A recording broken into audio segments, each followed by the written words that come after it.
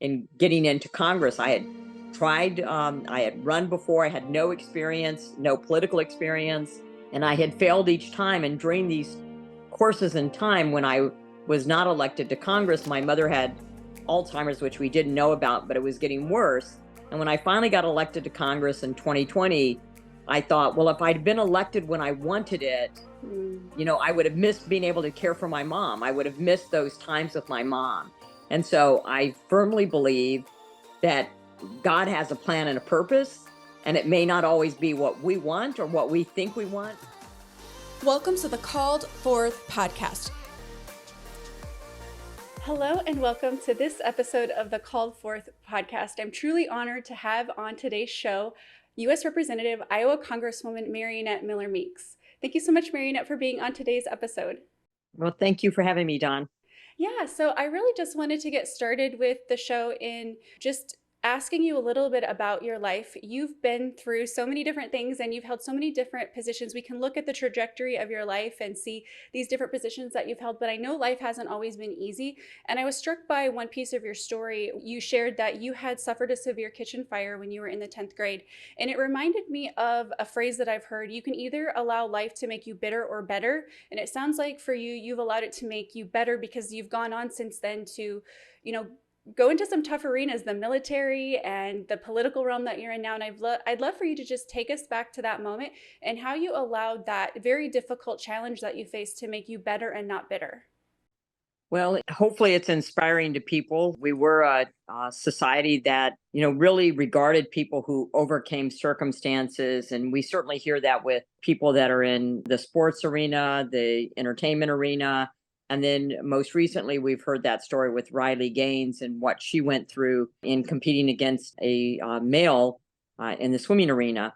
So I am the fourth of 8 children. My dad was a master sergeant in the Air Force. He was enlisted. So we traveled around a lot, but we mostly lived in Texas. And I grew up outside of San Antonio in a very small town. My mom had a GED, so both my parents worked. I don't remember them not working, quite honestly. So both my parents worked to support the family of 8 kids. My parents were very smart, very well read. They read everything. And we would have conversations in the car, in the kitchen. And I would often hear that so-and-so was the boss because they had a college education, but they didn't know anything. So I grew up wanting to go to college. And my parents wanted their children to go to college. They just didn't know how to navigate that. And they didn't have any resources. So when my dad was stationed at Wright-Patterson Air Force Base in Ohio, we got out for a snow day. And at 8 years old, all of the girls, there were 5 girls, 3 boys. We learned to fold the clothes and laundry. And at 10, we learned how to cook. So it was not unusual for us to cook as, we had 2 older brothers who were by this time leaving home and graduating high school, and they were working. So the girls would all cook, and then we had a younger brother. So it was this group of 4 girls that would be cooking for the family. And because we got out for the snow, we had made lunch, and my little brother, who was 11 at the time, had missed lunch, came in later in the afternoon and started cooking bacon in a cast iron skillet that we had cooked potatoes in and had liver grease. Needless to say, I was downstairs. We were in military housing. I smelled something burnt. I went into the kitchen, and the skillet was on fire. I put a rug over the skillet to try to dampen it, and it had a lid on it. And there was part of flames coming out from where the handle was, and I was trying to move the rug, and that pulled the skillet off of the stove. And then, the grease split, and the kitchen went up in flames. And so I left the kitchen. My little brother and sister were there. Didn't know that any of us were burned. And went upstairs to tell my sisters to call the fire department and call 911. And they did. And it was at that point in time when I was running upstairs that I realized that my legs were burned. And so my younger brother and I were burned. We had severe 2nd and 3rd degree burns on our legs and on our arms. We had a very long hospitalization.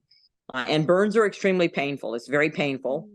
To this day, I can still hear my brother when he'd come back from physical therapy, coming up the elevator. I could hear him screaming and crying.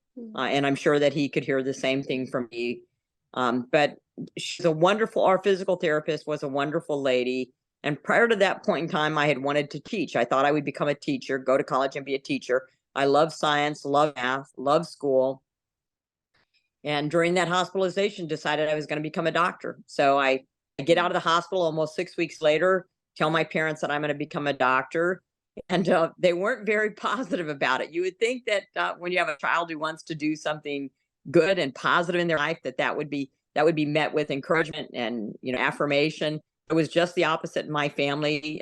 There wasn't a lot of encouragement with 8 kids. They didn't want to show favoritism to any kids.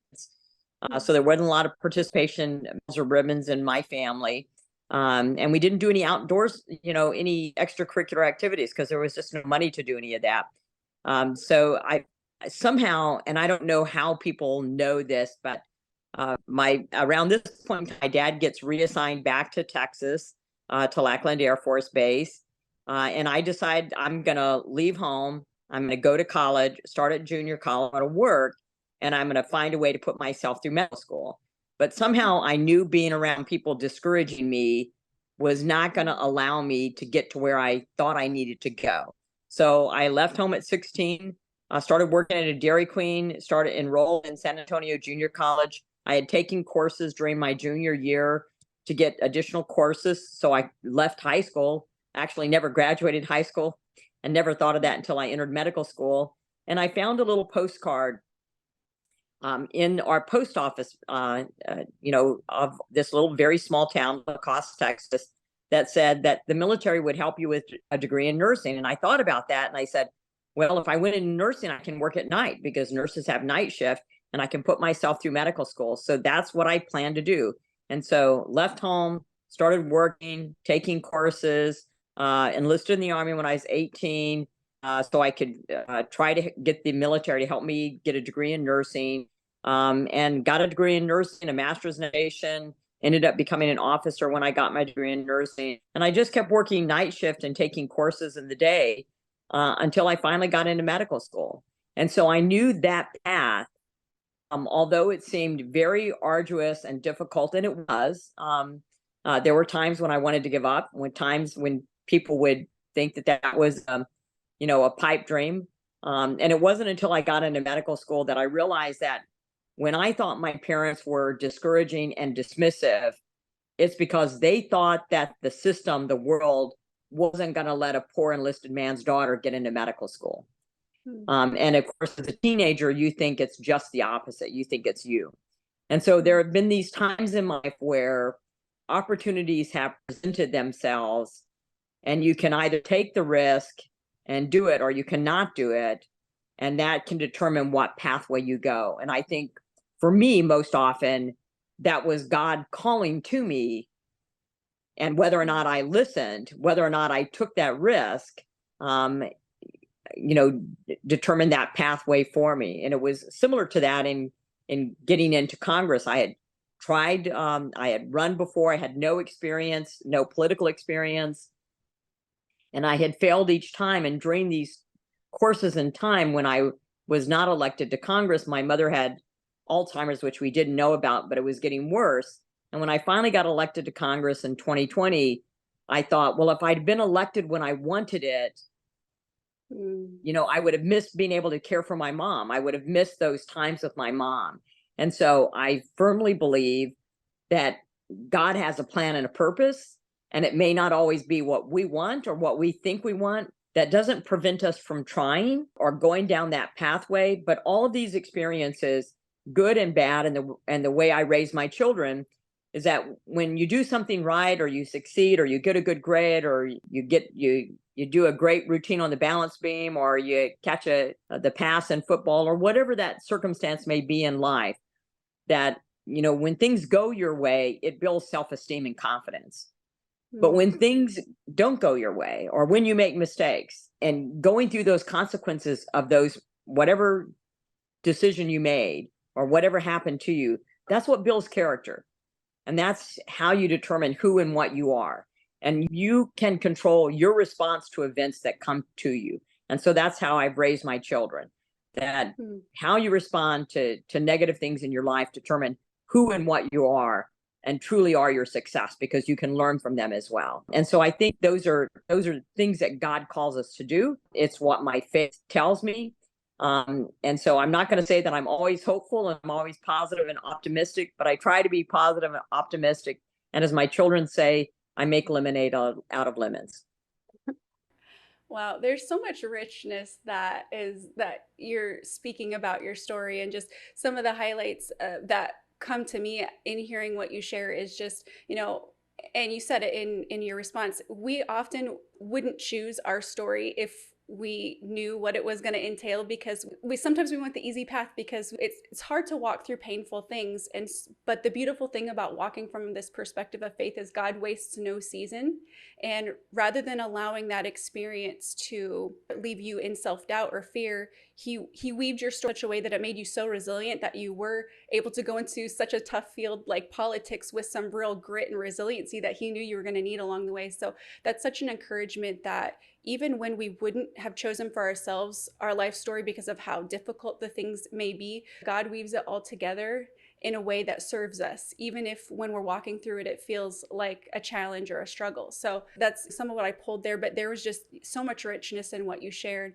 And so my next question that I have is, as somebody who's been on a team yourself and you lead teams, what has stood out to you in your journey of leadership, in developing your leadership, where you've seen leadership done well and leadership maybe not done so well? Is there any highlights or nuggets that you've pulled from both serving under leadership and leading a team yourself? Well, I think first and foremost, and it was a group of high school students that really made me think about this, and that is, what is a leader? So often a person that has this position, we term a leader. But for me, I have a lot of titles. So, you mentioned one. I'm a doctor. I was retired as a lieutenant colonel. I was director of the Department of Public Health. I was a state senator, and now I'm a congresswoman. Those are all titles. That doesn't make you a leader. And to me, from my time in the military and my time both in, when I volunteered in nursing and when I was a student nurse and in nursing and then as a physician, a leader is someone who inspires you. They inspire you, they motivate you, they believe in you such that it propels you to reach your highest potential. That encouragement, and they're such a person that you want to follow them.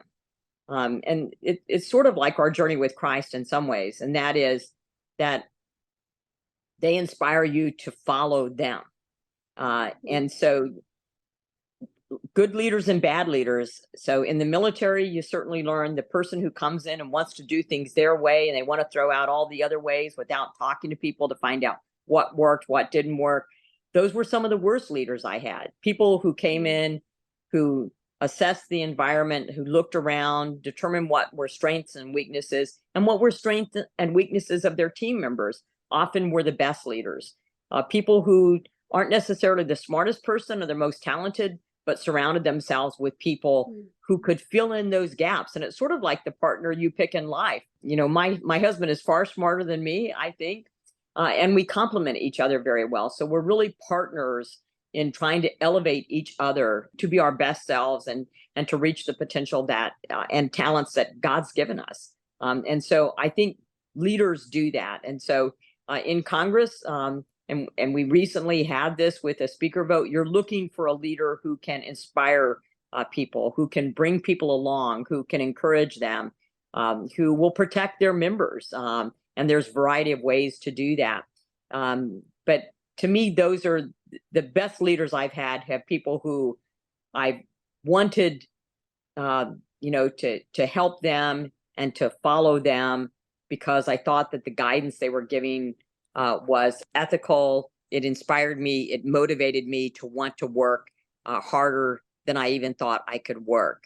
And so those to me are people who are leaders. And I think, if you look at it in a godly way, Jesus did exactly that. It was, he led a life through example, knowing how hard it was for people to follow, how hard it was. That's why he became man, because the struggle as a human is different than the struggle as a God.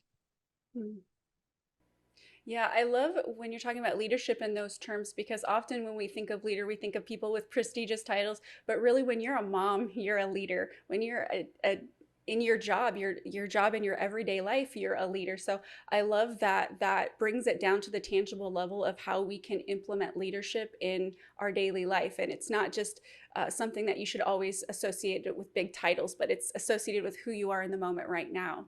So yeah, I love that You're perspective. exactly right. It's that it doesn't matter what your level is or your title is. In everything that we do, we should do the best that we can. It doesn't matter when I was, cleaning apartments or cleaning the bathrooms at Dairy Queen or, the roast beef place. I wanted them spotless. I wanted to do the best job that I could because that reflects upon me, who I am, and who God made. And the most important title that we have is mom or dad.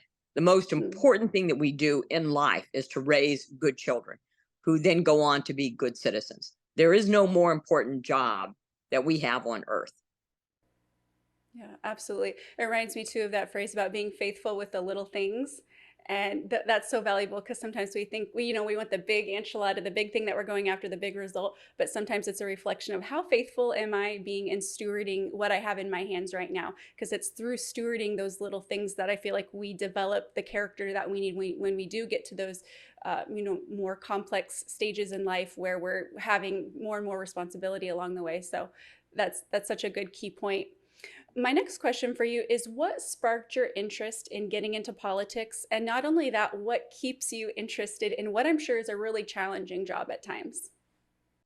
So, what sparked my interest in getting into politics? There were two things. One, I had joined the Iowa Medical Society, and I hadn't joined anything. We weren't a family that joined things. As I said, we were very humble circumstances. We didn't join sports or anything like that. And so I was in private practice. I had been on faculty at the University of Michigan and University of Iowa, and I had my children's pediatrician wanted me to take their position on the Iowa Medical Society. And so part of that, as we go to Congress, both to the state capital, Des Moines, as well as to Congress in Washington, D.C., to advocate for healthcare initiatives and to advocate for patients.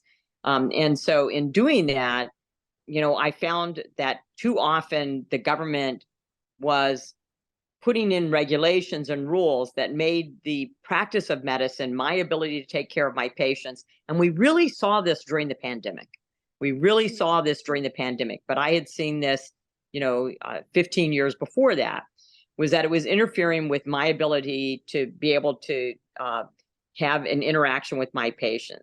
And I felt both when I was a nurse and then when I was a physician that more and more time was spent doing paperwork, whether it's paper or electronic health record, and crossing T's and dotting I's, than it was actually taking care of patients. And so I decided to run, and I also saw that with inroads of a political party wanted single payer healthcare. And I had looked at single payer healthcare systems. I had been in the military. I'd been at the VA hospital, and that I felt innovation and cures and new treatments. This dynamism that we have in medicine, innovation is critically important to move us forward.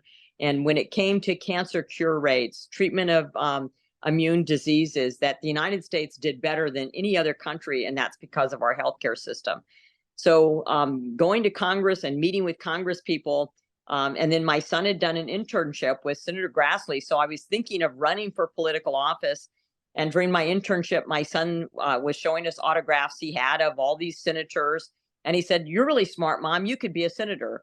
And then for Christmas, he got me this book by a judge, How to Run for Local Office and Win. And so literally, I read a book.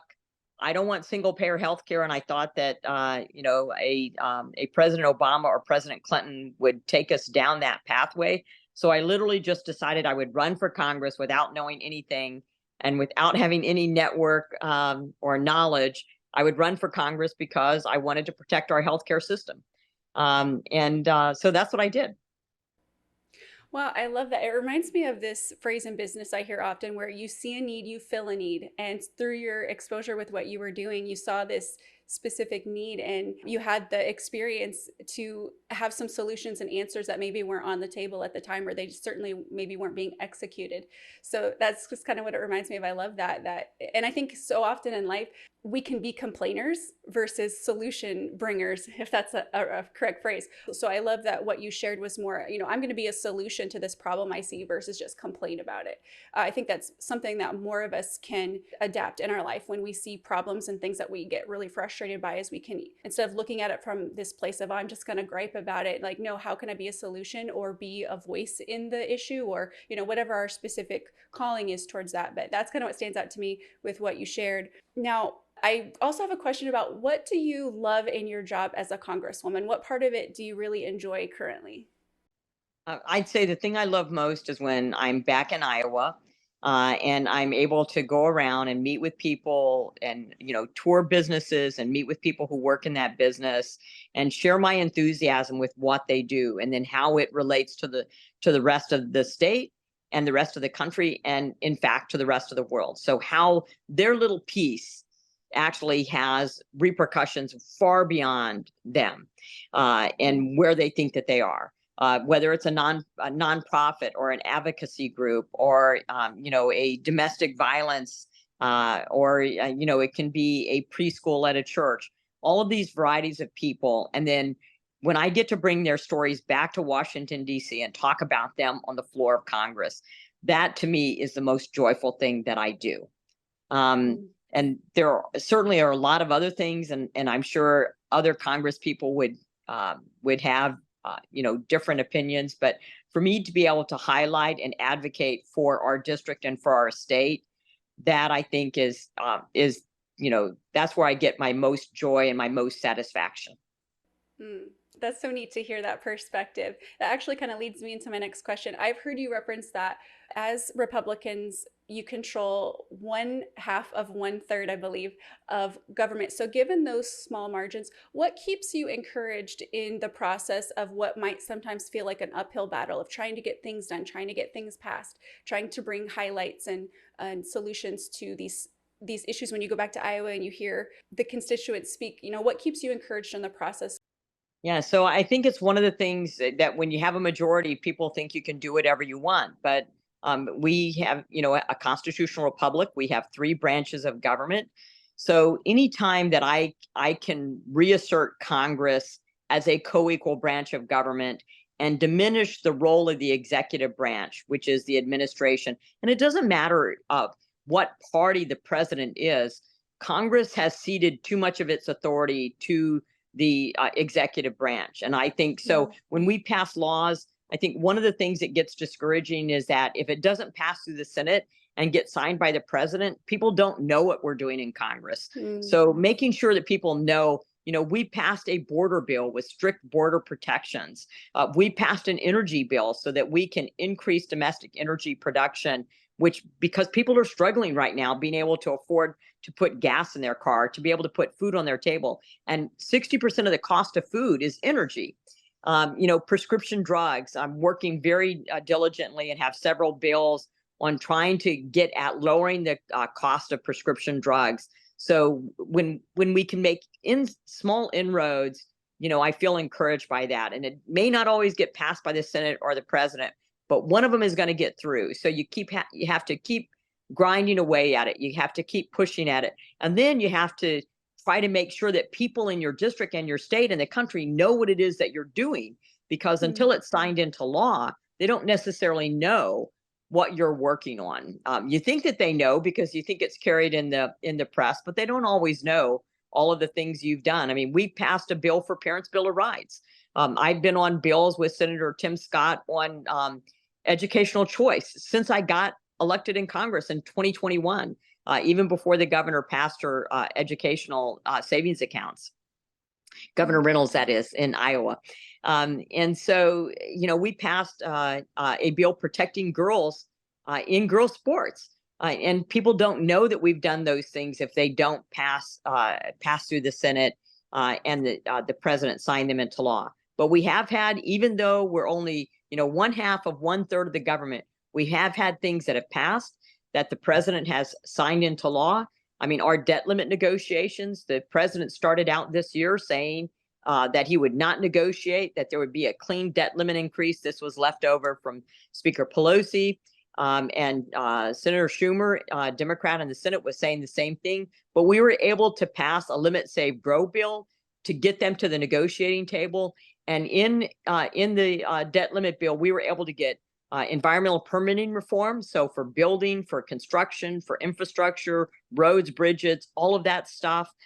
We were able to get work requirements if you're receiving welfare benefits, because there is a dignity to work. That's how you build self-esteem. That's how you create wealth.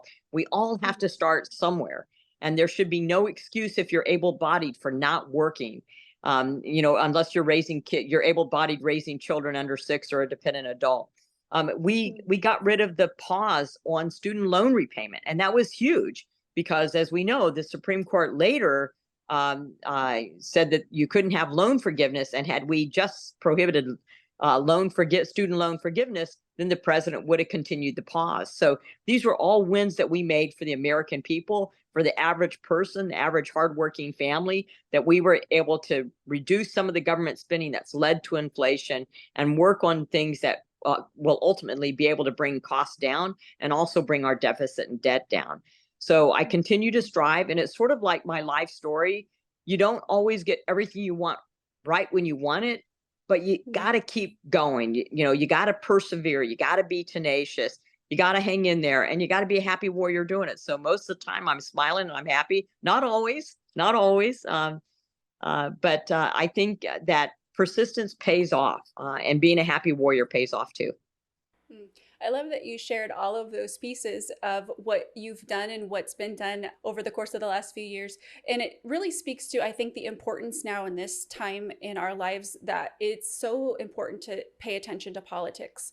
Even though it seemed like years ago you didn't really have to pay attention at the level you do now, given the critical hour that I think we're in. And it reminds me of part of what I long to do with this podcast called Forth is to highlight stories and issues in a way that people don't feel so overwhelmed by the big headlines that they just disengage or they don't pay attention. It's kind of my heart's desire to see people passionate about having a deeper conversation, because sometimes when cultural and political issues or conversations come about, it's easy to get hung up on a headline and get really emotionally worked up and really do a disservice to the actual substantive, deeper issue that kind of goes on behind the headlines. And so if politics or culture doesn't feel like the average person's realm, sometimes it feels like, I don't know if I'm educated enough to talk about this or that. But the truth is, I feel like in so many ways, our public town halls of Facebook and Instagram and YouTube and X, Twitter, now X, have been left to so many far fringe left voices, and not enough conservative voices have come up to bring awareness to issues. And there, especially, back in 2020, there was so much worry about cancel culture or saying the wrong thing or not getting it right. So people, I think, especially on the conservative side, shied away from, the average everyday American shied away from saying too much because of all of this fear. But I feel like with what we lived through over the last few years, there's now more of a need than ever for people that have conservative beliefs to speak up and say something. That way, the other conservatives in the room can know that they're not alone. And so what do you feel like comes to mind as I talk about that, from the sense of how important you think it is for the average everyday American to pay attention to what's going on and be a voice of conservative, and rather than run from these controversial topics, we run to these controversial conversations with a faith-filled perspective and with the conservative common sense values? Well, first and foremost, I think, when you're able to travel the world and meet people, and I have tremendous respect for people, for languages, for different cultures, but I also feel that our system of government in the United States, are constitutional, are ruled by law. And I know it's not perfect. Believe me, I know that there are people that should be held accountable for things that they've done, and they're not. So it's not a perfect system. I understand that. But this system of government, of markets, of capitalism, of rule by law has allowed this nation to be extremely prosperous. And that means us individually to be prosperous as well. And so, but it's so fragile. And I think Ronald Reagan said that best when he said, we're one generation away from, losing free speech, freedom of association, private property rights, Second Amendment rights, these things that were guaranteed in our Constitution that allow us to be a prosperous nation, that allow us to pursue happiness, that meritocracy and the individual, the importance of the individual within a team, the importance of the nuclear family, our ability to practice our religion. I mean, when I spoke a lot about the Affordable Care Act or Obamacare because of the provisions it had, which denied people the right to practice their religion. We saw that with Little Sisters of the Poor. And so I think if we don't have those voices, it's a vacuum. And that's what you see on college campuses. On one hand, they say they're teaching critical thinking, but if you only give variations of one point of view, then you don't develop critical thinking. So I think having the courage to have those voices and then hear other people, there has been censorship. And there's speech I don't like. I never liked people burning the American flag, especially as a veteran. But at the same point in time, I served in the military to defend your right to do that. Mm-hmm. And so I think right now we have a court that looks at the Constitution as a constitution, not a living document that needs to be changed with the whims of the culture at the time. And I think it's important for people to speak out. I think these rights that we have, these liberties that we have, what we cherish, it's not like that all over the world. And it's very possible to be able to lose those. And so I think that's why it's important for people to speak out. That's why it's important for people to be engaged. And what's difficult now is to know, the information you're getting, is it true? And I think that's extremely difficult. Even for me, it's challenging to know of something I'm reading on social media. Is it true? Do I trust the source? And even if I trust the source, is the information they're giving me true? And so I think sometimes you have to go to a variety of different sources.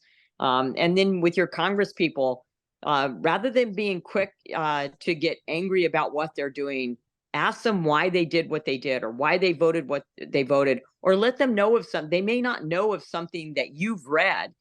So make them aware so that they can look into that as well, too, so that there's this accessibility and this, dialogue that goes in between your congressperson or your elected leader who's there to serve you and you. And so I think that interaction, that interchange is very important. It's why I've never changed my phone number and I haven't changed my email. Now, sometimes I wish I would have.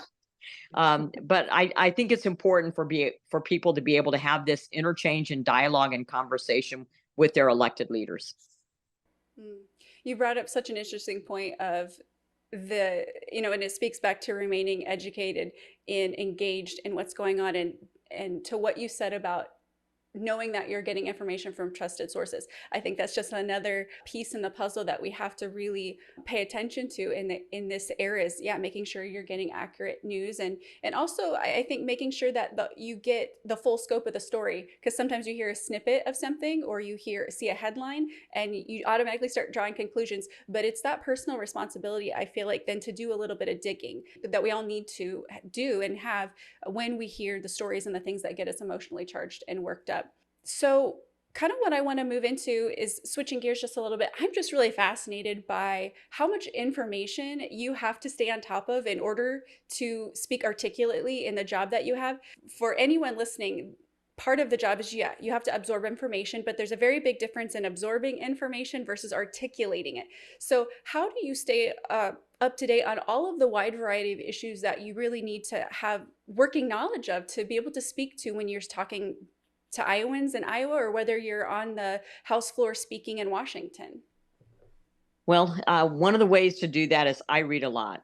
So I'll read in the Wall Street Journal. I find for me that's one of a source that I feel that I can trust. But I'll read a wide variety of information. We'll have classified briefings. We go to the classified briefings. I'll talk to other members of Congress and get their opinion and their insight because they have areas of expertise that I do not have. So when it comes to financial services, I'll talk with Representative Andy Barr or or Patrick McHenry, and because they have knowledge and information that I don't have.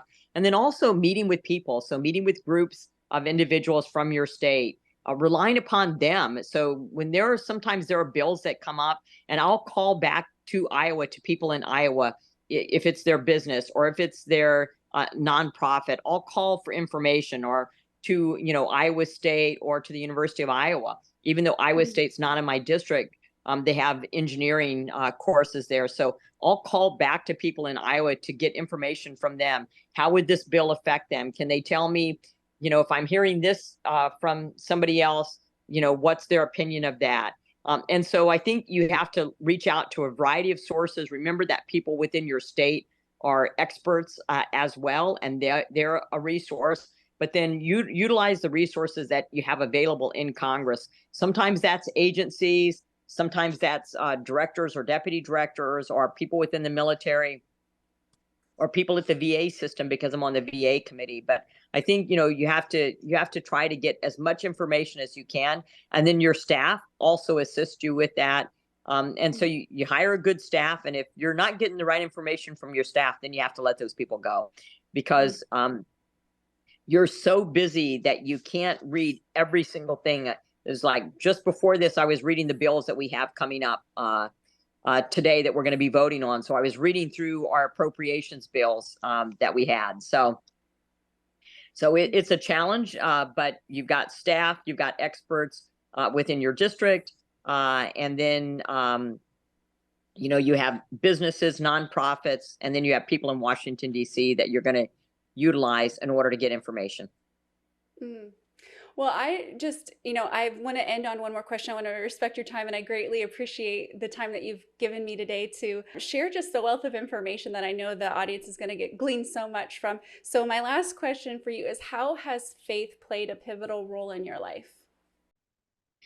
I would say without faith, I wouldn't be here. Life is difficult. And I think sometimes when we see people that are pleasant or happy or smiling, we think, and I experience this with my patients a lot. And I said, people must think you have had an easy life, because they'll tell me something in their life and they'll say that's true. And I think that my faith has allowed me to be hopeful, to persevere, to know that, there may be a silver lining later on, or it might not be my time. And so I think for me, my faith has allowed me to have the success that I have.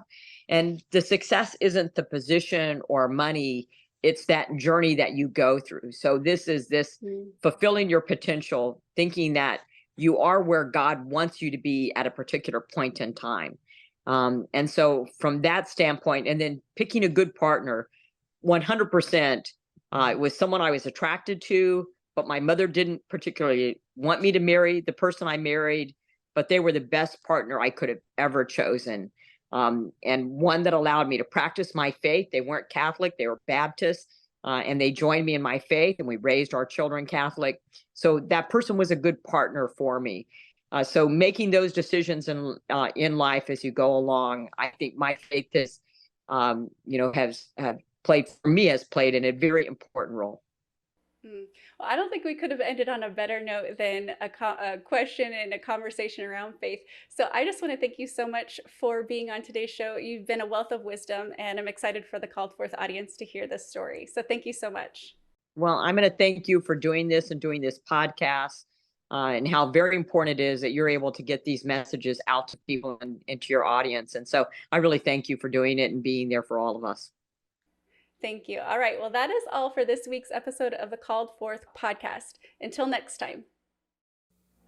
That's all we've got for this episode of the Called Forth podcast. One thing that would really help both us and other new potential listeners is for you to rate this show and leave a comment in iTunes, Stitcher, or wherever you tune in to listen. Also, make sure to link up with us at www.dawntown.com. That's DAWNTOWNE.com. And on social media. And please just share.